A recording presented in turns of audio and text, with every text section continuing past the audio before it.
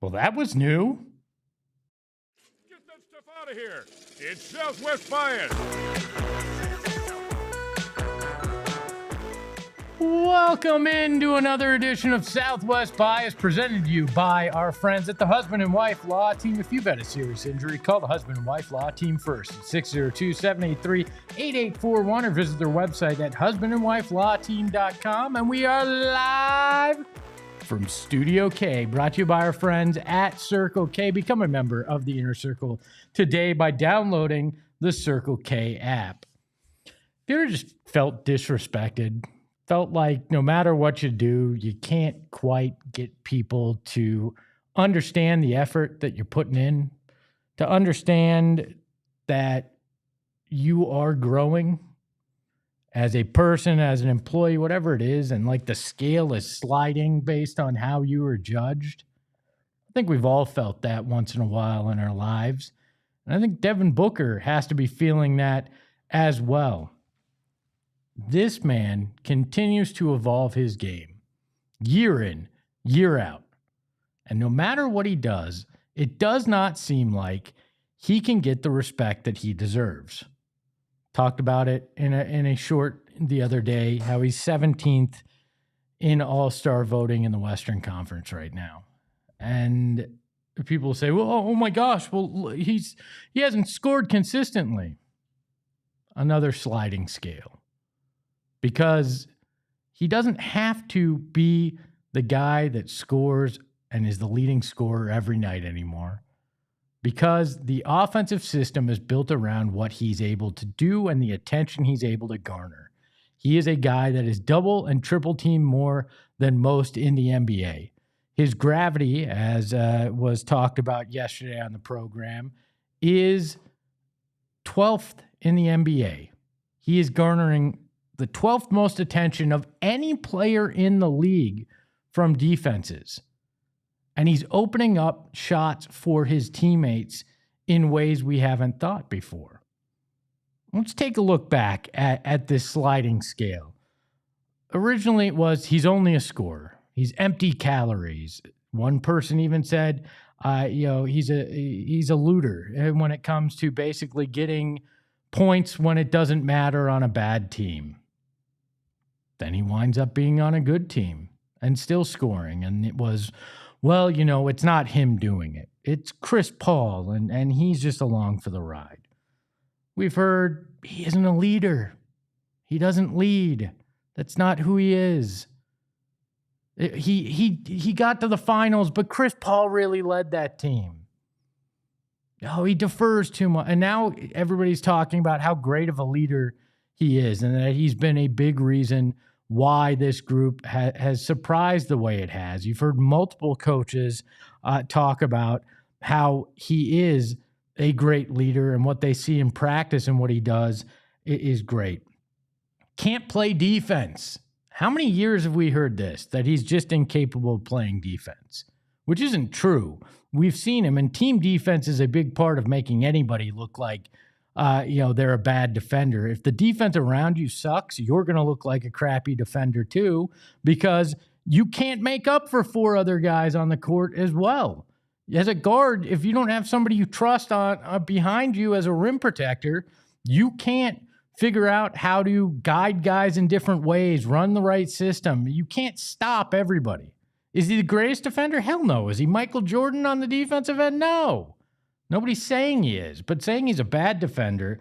He has the best defensive rating of his career, one of the best. I think it's second best at 111.4 this year. He's going out there and having an impact on that end of the court more than we've seen in a long time, at least from the advanced statistic metrics.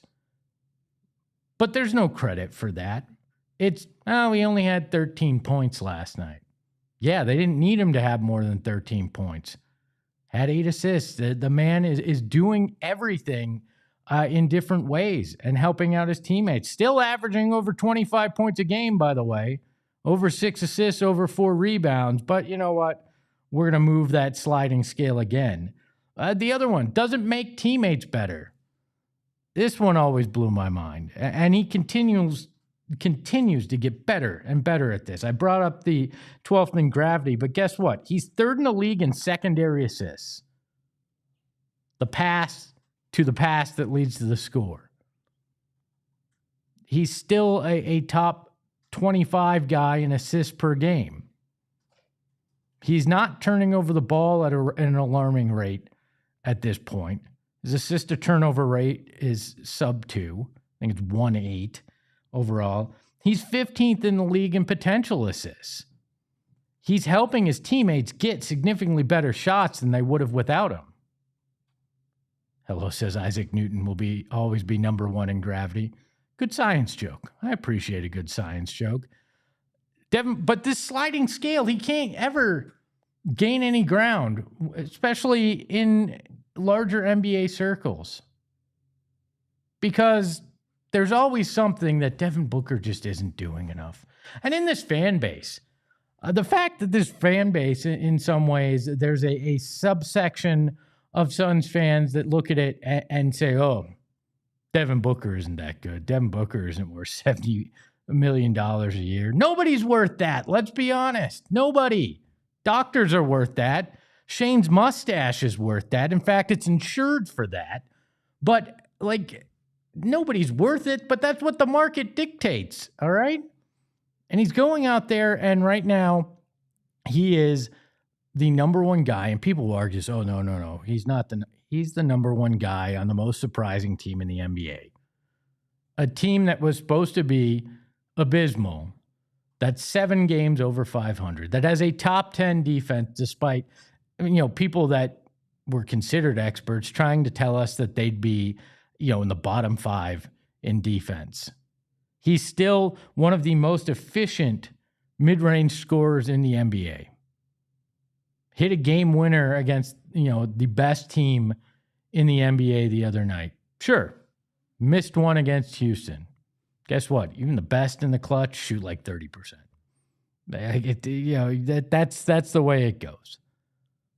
But it will continue to drive me nuts how every time Devin Booker starts to do what somebody has asked of him previously, what the larger group think in the NBA has said he needs to do, and he does it, then it's, well, the next thing isn't good enough. And that's crazy to me because we are seeing the evolution of Devin Booker. The chapters that have built on each other and have led to this, where he's playing good defense. He's a team player. He's a leader. He's a passer. He's become a very good, if not great, distributor in an offense where he's the fulcrum of that offense. And he still can score. But you don't need him to drop 30 a night like a lot of people thought, myself included, coming into the season. And sure, he hasn't dropped 50. He hasn't sniffed 70 since he did it. But guess what? You don't need him to because you've got a team around him, a group of guys that he's helping put in the best positions of their career to get the best looks that they've had, and they're converting on most nights. That's why Devin Booker doesn't have to be the leading scorer for the Phoenix Suns every time you look at a box score. There is so much more to the NBA than the counting stats. I'm not a big analytics guy. I've learned to love it a little bit more as we've gone along in this journey, as I've done, my multiple Suns shows over the years. Steven has, the context, as we like to call him, has opened my eyes to certain things when it comes to analytics. But there's also the eye test. And when you see what Devin Booker is doing out there as well to open up the game for his teammates, this is the best version of Devin Booker we've seen. Now, would I like his three-point shot to be better? Yeah. And he'll find that. He'll get there as well. But the impact on the game is undeniable. And if you're denying it, you're just not watching well enough. or you're just looking at a box score that has never once told the full story of an NBA game, especially if you're looking at plus minus. Devin Booker deserves to be looked at and graded fairly, but that will never happen. It's just not the way it'll go. Just like he deserves better calls from the refs and more respect. But luckily, Devin Booker, the Suns, and this city and this state, as we've talked about, usually operates best when the respect isn't there. But maybe that's just my Southwest bias. Let's welcome in a man and a mustache that I respect more than any other. It's Shane Diefenbach. Shane, how are you? You respect which part? The lusciousness Just of the mustache. I know, but the combination of the two, or me individually, or the mustache individually? Both of you individually, because the mustache doesn't make you and you don't make the mustache. So I have to respect both. Is that fair? I think I make the mustache. Physically, I think I do. Well, you grow the mustache. Yeah. But its lusciousness makes hey, itself. Espo, This happy is getting Thursday. creepy. Happy Thursday. Do you agree Devin Booker's been graded on a sliding scale throughout his career? Yeah, he's one of the weirdest. He is one of the weirdest, like, what's the word I'm looking for? Journeys, optics ever. Okay. Like everybody, like the way he is talked about and the discourse around him has been the weirdest I've seen in a long time. And I know that, like, we're so close to it, so it's really micromanaged. But like outside of the finals run, he's never talked about amongst the league's best players, which is ridiculous to me.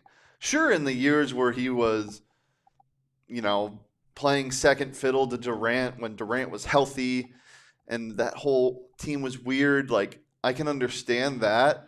But this is his team, and it has been for so long, and especially right now, like this culture doesn't get established without your main guy being who he is. You're not going to follow somebody into battle if they're not fighting. You're not going to jump if they don't jump. And Book is the first person to jump. Yeah, I also look. Dylan Brooks has put in a lot of work and done a lot of great things.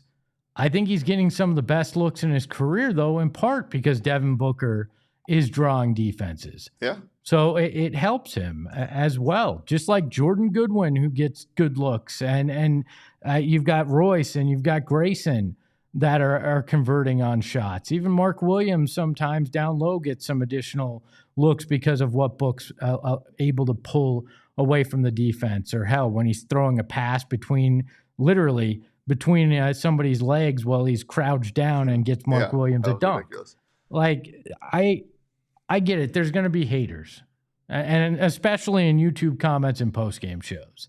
But the amount of it, the disdain, and then the lack of support overall when you look at it, it's just, I don't understand it. I don't know how it happens. I don't even mind the people talking bad about him. That's never. It's the lack of talk with him. That's what drives me crazy. 17th in All-Star voting and fan voting.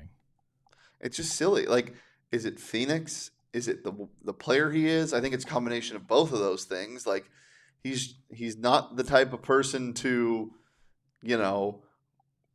be this huge star that's outspoken on socials, and that's not who he is. Well, remember when everybody was trying to tell us that John Morant was better than him? Yeah. Remember, it was because John Morant got highlight dunks. Like that's why he's not sexy in that way. Oh, he is. Oh, I mean, let's be fair. We all know that. I mean, ladies love them some Book. But in terms of his style of play, nobody loves midi jumpers anymore. Nobody loves the way that he plays, but you can't deny that it's extremely effective in the way he gets it done. That's what we should do for hats. Make mid-range great again. Oh, God. There we go. That's perfect. MMGA.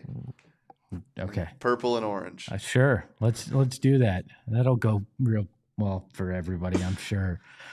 Driving and delivering. I love how quick you bailed on being on camera. Thanks, Shane. Make a bad joke, you go, bye!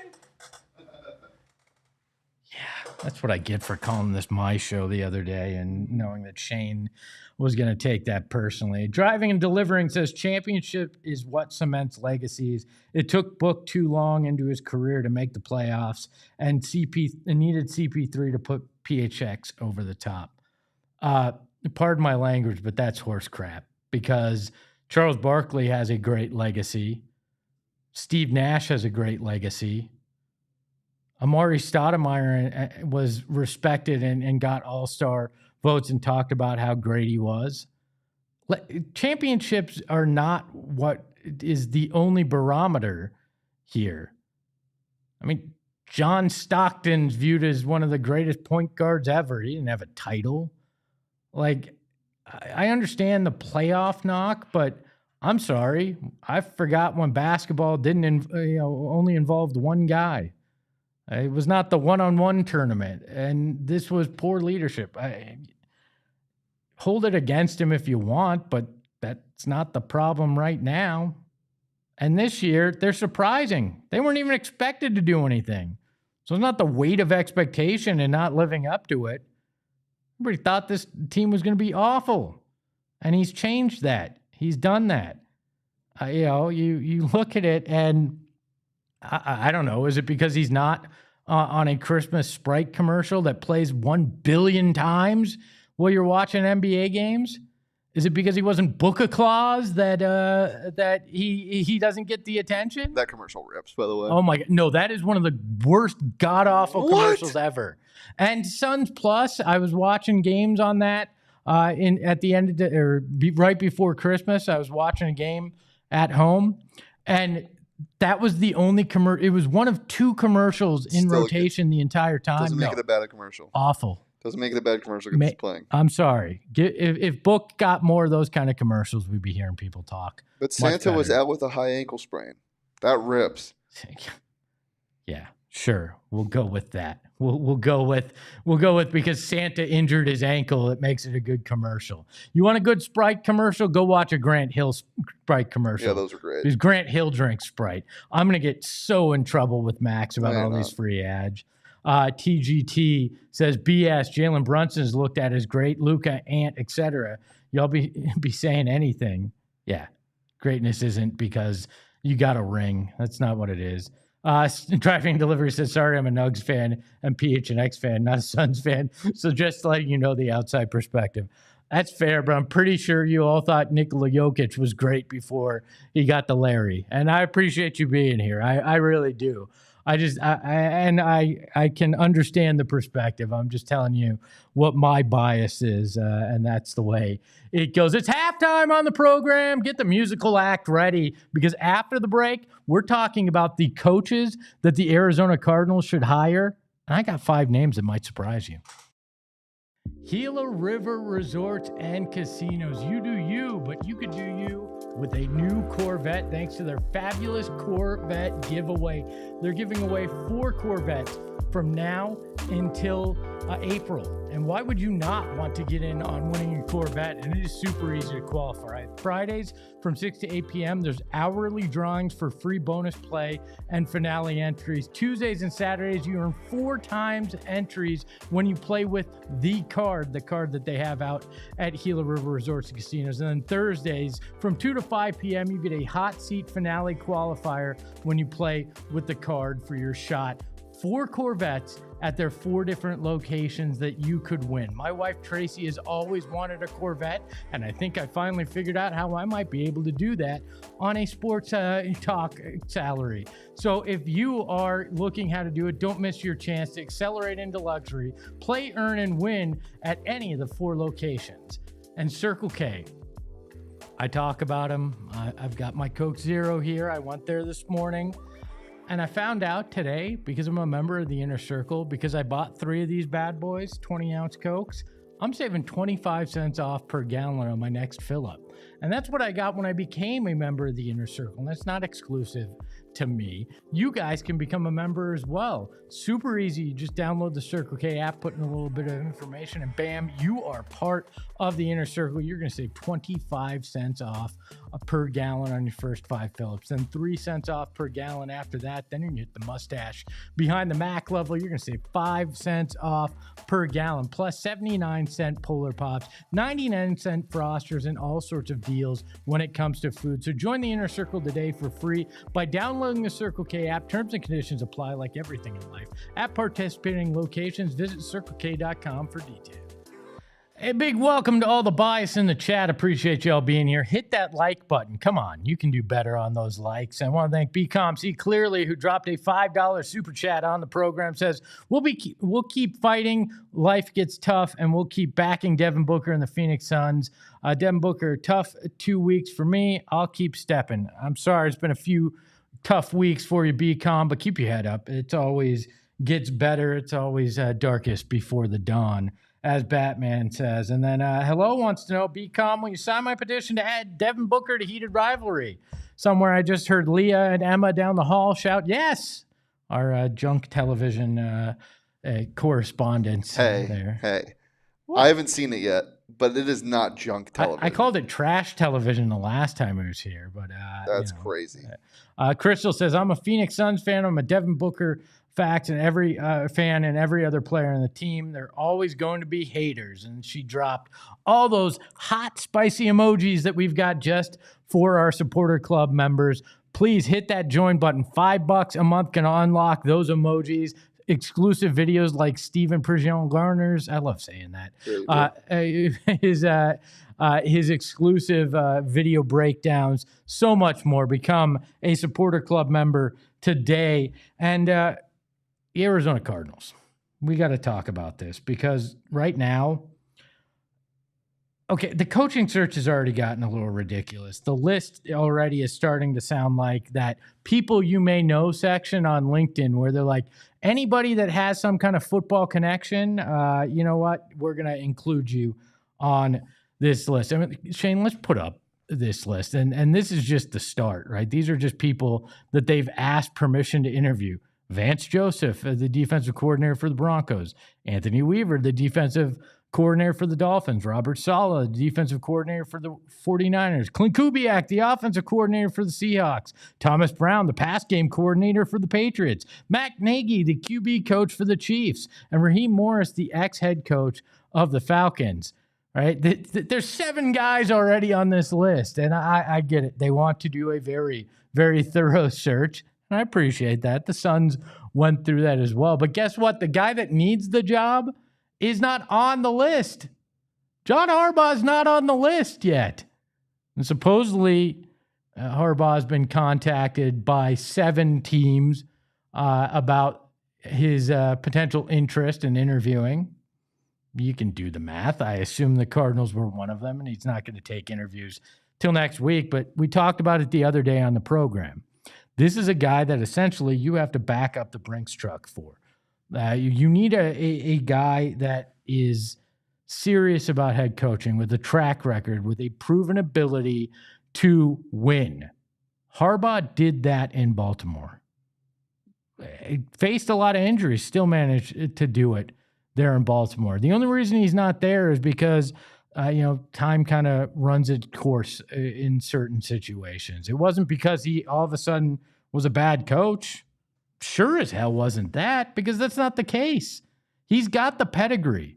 He's got the family name. He's got the ability to do exactly what you need in Phoenix and in Arizona as the head coach of the Cardinals. The big question is, would he actually want to be here? Some people think this is a pretty good job based on talent on the roster. But when you look at it, is it really that much more attractive than Las Vegas? You can go there, you can play your brother twice a year, you can have a nice little sibling rivalry in the division. Hey, is it better than New York? You can go to the bright lights of the big city and go out there and coach the Giants, maybe? I struggle to see. So you know what you're going to have to do? You're going to have to pay the loser tax like we talked about and back up the big old dump truck full of cash and say, you know what, you're going to have a giant say in everything we do here in the next quarterback and everything that we determine needs to be done in the future. And you're going to get paid hella well for it, while also getting coordinators and you get paid hella well. Not sure that they're going to do it. Really not. And if it's Vance Joseph, we're going to have one serious conversation. But I promised you 5 names that I think could actually do this for the Cardinals, could actually make a huge difference. And that's why we're going to do an Espo's big board. We're going to go 5 through 1. These are 5 coaches I think could come in and change the Cardinals culture and turn them into winners. Number 5 on the list is Eric Taylor from Pemberton High. That's right. Friday Night Lights. The man has no pro coaching or college coaching experience, but the man can motivate a group of young men. And this Cardinals team has a lot of young men on this roster, and their starting quarterback may be a very young guy as well. So I think he's got potential. Not my favorite on the list, but I think he seriously could come in with potential, but does not have that next level coaching potential. Let's go this guy, the next guy on the list, Tony D'Amato. He has the pro coaching experience that you need. The Miami Sharks, any given Sunday, you saw what this man can do. He gave the greatest 4.5-minute halftime speech ever. You can watch it on YouTube. You're going to get chills. I watch it at least once a year because the inches we need in life are all around us, all right? And we're either going to die alone or win as a team. That's the kind of excitement that you want here. Plus, he knows how to make it work with an extremely athletic quarterback. So if Kyler Murray might have to stay around, we saw what he did with Willie Beeman. Why couldn't he do it with K1? Only thing to be concerned about here is age, but that's why he's 4 on the list. Number 3, he's got Arizona ties. It's Hayden Fox from Coach, a University of Arizona alum, coached in college in the great state of Minnesota, and then coached the Orlando Breakers, the fictitious NFL team there. Again, little concern in the age, but this man knows how to motivate. This man knows how to take care of business. And we saw 7-8 seasons of it, on television, once a week in our living rooms on ABC. I could trust Hayden Fox to turn this around. This next one, a personal favorite of mine. We saw him do it with a quarterback that literally was a scrub, a guy that was not in the NFL, but came back and played well, took care of business. The next guy on the list is the one and only Jimmy McGinty of the Washington Sentinels. He used Shane Falco and a ragtag group of guys that shouldn't have been playing because there was a strike. And these guys went on to beat actual pro players when the strike was over. Chicks dig the scars. Remember that. That was Shane Falco. But NFL players, they're going to dig Jimmy McGinty. Again, a little old, but the man can motivate. In fact, way too old if you consider the reality of it. But there's only one name, one man for the job. And you know my affinity for mustaches. And you know my affinity for guys that can really, really motivate. And it's simple. It's the one and only Ted Lasso. Sure, he's been coaching, football over in England. But what he did at Wichita State and the motivating dancing that he did in the locker room, the man knows how to coach ball, no matter what kind of ball that is, whether it's round, oblong. I don't care if they play a sport with a square ball. One Ted Lasso can make a team believe in each other. And the Cardinals need that because what we saw those final 9 games, there was zero belief in what they could do. So maybe Ted Lasso can come in and he can show these guys how to truly turn it around and play like a team. That's Espo's Big Board. 5 coaches I think the Cardinals could use if only they lived in a fictitious world. That is another edition of Southwest Bias in the books. A big thank you to the mustache behind the Mac. Nothing fictitious about that mustache and the hard work that Shane Diefenbach puts in. You can follow him at Shane Dief. You can follow the program at PHNX_sports. You can follow me at Espo. And remember, just because the box score tells you one thing doesn't mean your eyes won't tell you something else and your heart won't tell you something else even more. Ahoy, hoy. We all silly like the mayor.